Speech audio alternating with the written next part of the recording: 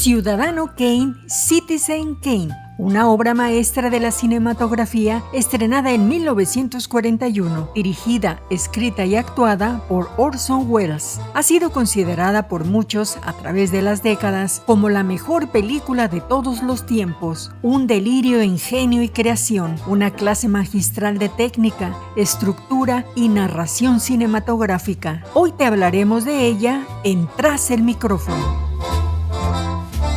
Estrenada en 1941, la cinta Ciudadano Kane consolidó a Orson Welles como uno de los personajes más importantes en la historia del cine. El filme se produjo en el mayor hermetismo y su lanzamiento generó todo tipo de polémicas y prohibiciones. Producida por RKO y Mercury Theatre Productions, dirigida por Orson Welles, basado en el guión del propio Orson Welles y Herman Mankiewicz. Entre los protagonistas principales se encuentran Orson Welles, Joseph Cotten, Everett Sloane, George Coulouris, Dorothy Comingore y Agnes Moorehead.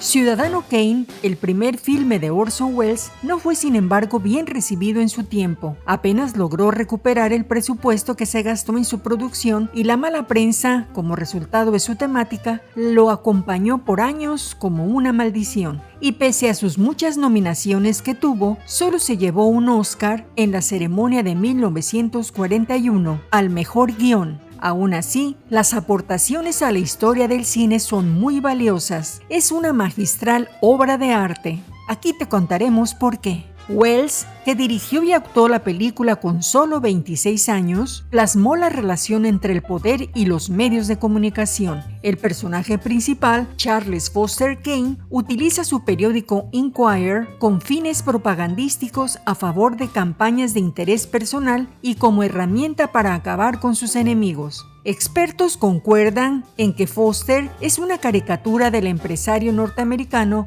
William Randolph Hearst, que controlaba los diarios Examiner y Morning Journal y que en 1898 precipitó la declaración de guerra hecha por Estados Unidos a España.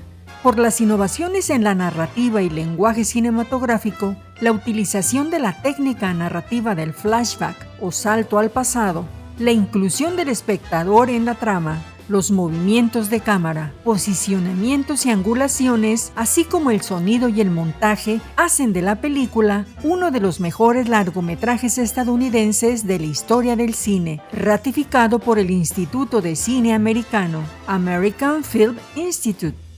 Su aportación del plano secuencia, una elaborada puesta en escena, la utilización detallada del gran angular y la profundidad de campo, la fluida capacidad para mover la cámara más allá del encuadre, el genial uso del montaje o su innovador empleo del sonido como engranaje narrativo hacen de esta película una obra de arte. La película también se destaca por su innovadora fotografía, que utiliza una variedad de técnicas para realzar la narrativa y crear una experiencia visualmente impactante. Orson Welles y su director de fotografía, Greg Toland, emplearon diversos tipos de planos y encuadres y profundidades de campo para complementar y enriquecer la historia. En términos de planos, Citizen Kane utiliza planos generales para establecer el contexto y mostrar la grandeza y el aislamiento de Kane. Estos planos transmiten la sensación de la vastedad de su imperio y la soledad que lo acompaña.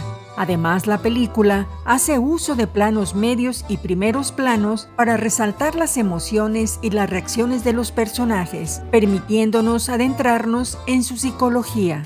La hazaña de contar una historia tan compleja se vio acompañada de un propósito igual de desproporcionado: jugar con las cámaras, las luces, los enfoques, en definitiva, con las reglas que habían marcado hasta ese entonces las leyes rígidas de la cinematografía hollywoodense.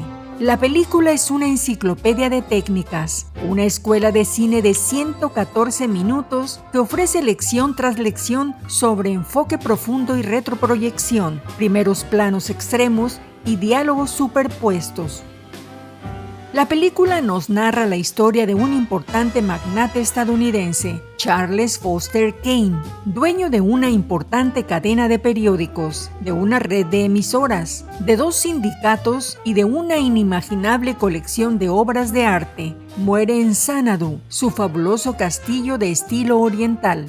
En Xanadu, su paraíso, acaba de fallecer Charles Foster Kane. Un noticiario da cuenta de la personalidad del multimillonario, de su imperio económico, su cadena de diarios, emisoras y fábricas, de sus ambiciones políticas, finalmente frustradas, de su vida sentimental con Emily Norton, sobrina del presidente de los Estados Unidos con la que se casó, y de su idilio con una atractiva cantante para quien construyó un teatro de la ópera.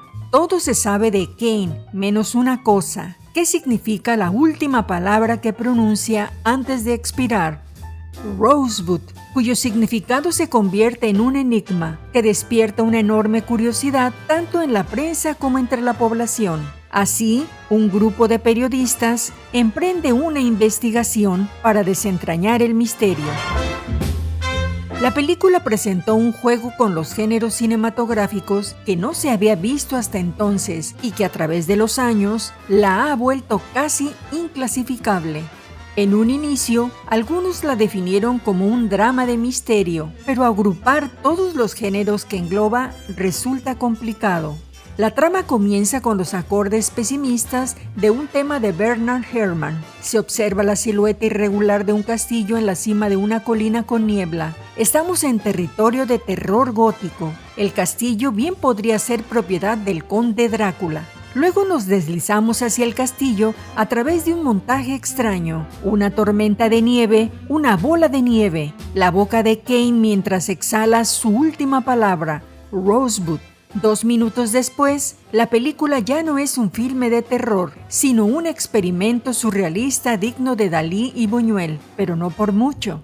Unos segundos más tarde, Ciudadano Kane se convierte en un noticiero que recorre la biografía de Kane y nos muestra Xanadu, su monumental finca de Florida, siguiendo el modelo del castillo Hearst en San Simeón, California.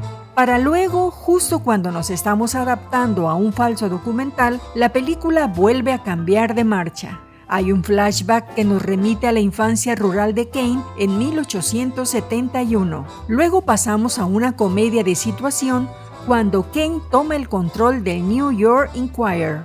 Más tarde, la película deviene en un drama político, luego una farsa entre bastidores, seguido de un melodrama oscuro. Y uniendo los diversos géneros, hay una historia de detectives sobre un reportero de investigación que intenta descubrir lo que podría significar Rosebud. Nunca en la historia del cine se había visto una complejidad narrativa de este tipo. Por ello es una magistral narrativa. Ciudadano Kane es la ópera prima más atípica de la historia del cine. Tal es su madurez expresiva.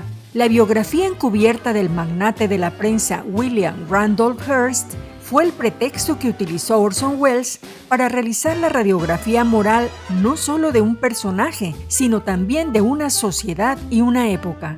Su profunda complejidad y la perfección de su pulcra e innovadora composición técnica formal la convierten en una indiscutible obra maestra.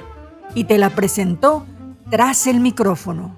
Soy Miriam Rodríguez y nos vemos en la próxima.